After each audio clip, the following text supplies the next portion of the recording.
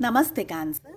मैं उम्मीद करती हूँ कि आप सभी अच्छे हैं, अपनी लाइफ में ग्रो कर रहे हैं, प्रोग्रेस कर रहे हैं। Sending you lots of prayers and best wishes from my side. Please take care, stay safe. October 2024 कैसा रहेगा आपके लिए? किस एनर्जी में आपको सबसे ज़्यादा रहने की ज़रूरत है? रिलेशनशिप्स में क्या हो सकते हैं और एंजल्स आपको क्या गाइडेंस देने वाले हैं? इसी टॉपिक पे हम रीडिंग कर रहे हैं। जनरल रीडिंग्स हैं, कलेक्टिव रीडिंग्स हैं। इसके अलावा अगर आप अपने लिए एक पर्सनलाइज्ड टारो रीडिंग बुक करना चाहते हैं, डिस्क्रिप्शन के अंदर आपको मेरा व्हाट्सअप नंबर मिल जाएगा। दूसरे सोशल मीडिया प्लेटफॉर्म्स पे फॉलो करना चाहते हैं, सारी लिंक आपको इसी वीडियो के डिस्क्रिप्शन बॉक्स के अंदर मिल जाएगी। अगर आप मेरे व्हाट्सअप चैनल से जुड़ना चाहते हैं, अगेन सारी लिंक्स आपको इसी वीडियो के डिस्क्रिप्शन बॉक्स के अंदर मिल जाएगी। किस एनर्जी में सबसे ज़्यादा रहना है आपको कैंसर? किस एनर्जी को अवॉइड करना है? सबसे पहले हमारा सवाल ये है, कैंसर्स कोशिश करिएगा कि आप अपने मन को है ना बहुत काम रखें, शांत, मेडिटेशंस, ठीक है, कूल शांति, इतनी शांति, परम शांति, चाहे कैसी भी परिस्थिति हो, कितनी भी गंभीर परिस्थितियां हो। इसके दो कारण हैं। सबसे पहला कारण कि अगर आप बहुत ही केओटिक सिचुएशन में हैं, उतने ही ज़्यादा स्ट्रेस में हैं। ऑफ कोर्स केओटिक सिचुएशंस हैं, परिस्थितियां हैं, प्रॉब्लम्स हैं, हम सभी परेशान हो जाते हैं। लेकिन हमें जो एनर्जीज़ आ रही है वो ये कह रही है कि प्लीज़ अपने आप को शांत रखने की कोशिश कीजिएगा। Harmony between your heart and your mind, दिल दिमाग के अंदर शांति, सुकून को आपको मेंटेन करने की ज़रूरत है। चीज़ें, परिस्थितियाँ इरिटेटिंग हो सकती है, परेशान कर सकते हैं लोग, सिचुएशंस आपको परेशान कर सकती है। लेकिन अगर आप अपनी ज़िंदगी में तरक्की करना चाहते हैं, अपनी हेल्थ को ख़राब नहीं करना चाहते हैं, तो आपका दिल दिमाग शांत रहना ज़रूरी है, इंटरलिंक्ड रहना ज़रूरी है। आई ऑल्सो फील कि डिवाइनल ब्लेसिंग्स आपकी तरफ रहने वाली हैं इस समय पर। बहुत सारे एनर्जीज अगर जो मैं यहाँ पर कैच कर पा रही हूँ, वो तबीयत को लेकर के आ रही हैं। हेल्थ इश्यूज़ हो सकते हैं कुछ, ठीक है। इसीलिए मैं कह रही हूँ कि जिस भी परिस्थिति के अंदर है, चाहे घर में हो, चाहे परिवार में हो, चाहे ऑफिस में हो, चाहे करियर में हो, पढ़ाई कर रहे हैं आप बच्चे लोग, कोशिश कीजिएगा अपनी अंदर मेडिटेशन वाली एनर्जी, स्पिरिचुअल एनर्जी, नेचर के अंदर जाना। वाटर थेरेपी आप यूज़ कर सकते हैं। जैसे हम कहते हैं गार्डन में जाना, खुली हवा में सांस लेना, ब्रीदिंग एक्सरसाइजेज करना, ये सब चीज़ें क्या हैं, कहने में लगता है कि यार इस सब से क्या फ़र्क पड़ता होगा, बट करके देखिएगा। 2-4 दिन, 10 दिन, जितना भी आपको समय मिल सके, 10-15 मिनट, वॉटेवर, है ना। इन सब चीज़ों से बहुत ज़्यादा आपको फ़र्क महसूस होने लगेगा। करके ज़रूर ट्राई करिएगा। किस एनर्जी को आपको अवॉइड करना है इस समय?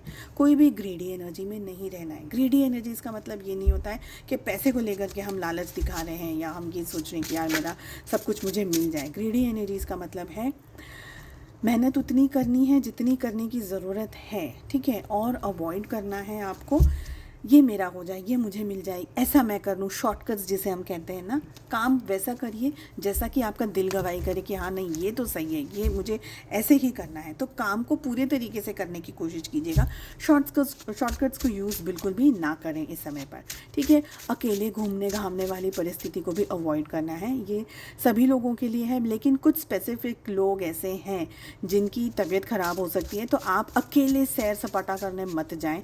स्पेशली बाइक है या आप गाड़ी वगैरह ड्राइव कर रहे हैं, ड्राइविंग में कुछ दिक्कत आ सकती है, कोई परेशानी हो सकती है। तो अकेले वॉन्डर हम कर रहे हैं, अकेले कहीं चले गए घूमने घामने, उससे थोड़ा सा बचने की ज़रूरत है। लव रिलेशनशिप में क्या हो रहा है?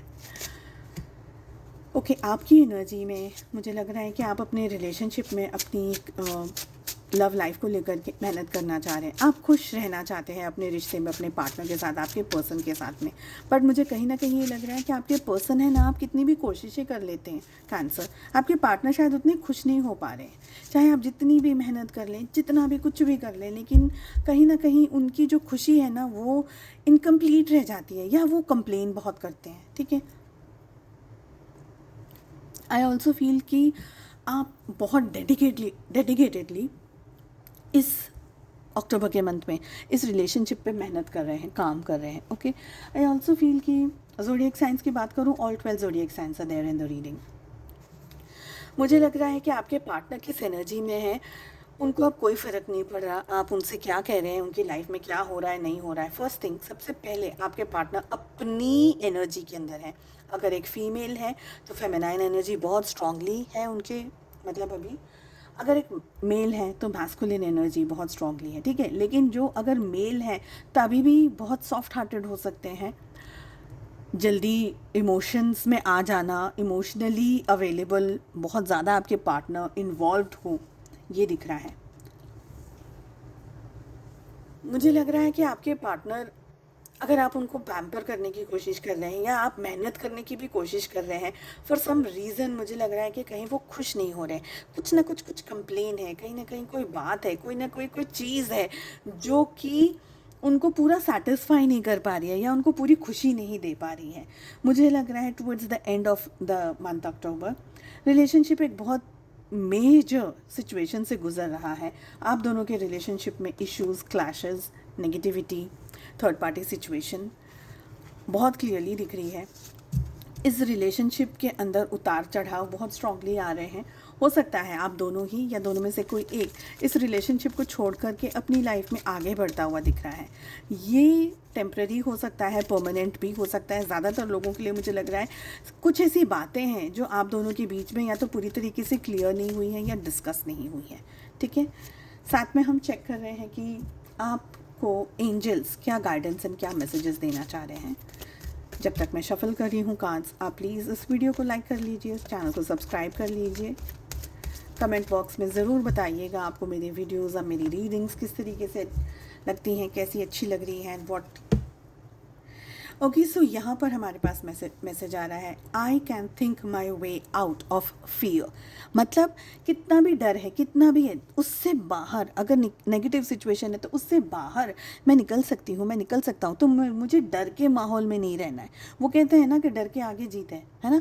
तो आपको उसमें से बाहर निकलना है, तो नेगेटिव सिचुएशन से भी बाहर निकलना है। सोचना है कि यहाँ से कैसे बाहर निकला जा सके, हम क्या कर सकते हैं कि यहाँ से हम बाहर निकल के जा सकें। अब जो अचीव करना चाहते हैं, अपनी ड्रीम्स को जो अचीव करना चाहते हैं, डर के घबरा कर बैठना नहीं है। सेकेंड मोस्ट इंपॉर्टेंट हमारे पास में मैसेज आ रहा है, दैट इज़ फॉरगिवनेस। ईश्वर आपसे कह रहे हैं, यूनिवर्स आपसे कह रहे हैं, एंजल्स आपसे कह रहे हैं, जो भी परिस्थितियाँ आपकी लाइफ में आई हैं, चैलेंजेस आए हैं, जो भी सिचुएशंस आई हैं, इस समय आपको क्षमा करना है। सामने वाला आपसे माफ़ी मांग रहा है, नहीं मांग रहा है। हम माफ़ी दूसरों को उनके लिए नहीं देते हैं, हम माफ़ी दूसरों को खुद के लिए देते हैं। अगर हम माफ़ कर देते हैं लोगों को, चाहे उन्होंने माफ़ी मांगी है या नहीं, लेकिन अगर हमने माफ़ कर दिया, हम उस डिटैचमेंट में आ जाते हैं कि प्लीज़ मैंने अपने लेसन्स सीख लिए हैं आपसे, अब मैं आपसे माफ़ी मांगती हूँ। और आपको, आप मांगे या नहीं मांगे मुझसे माफ़ी, मगर मैं आपको इस डिटैचमेंट में डालती हूँ। मैं अपने आप को आपसे अलग करती हूँ, emotionally, physically, mentally, psychologically, financially मैं आपको अपने आप से अलग करती हूँ। अगर आप मेल हैं तो मेल की तरह बात करिएगा। And forgive the people. अगर वो माफ़ी नहीं मांग रहे, डजेंट मैटर, आप उस चक्रव्यूह से, उस कर्म के बंधन से मुक्त हो जाइए। बहुत इंपॉर्टेंट है ये बात। Then forgive.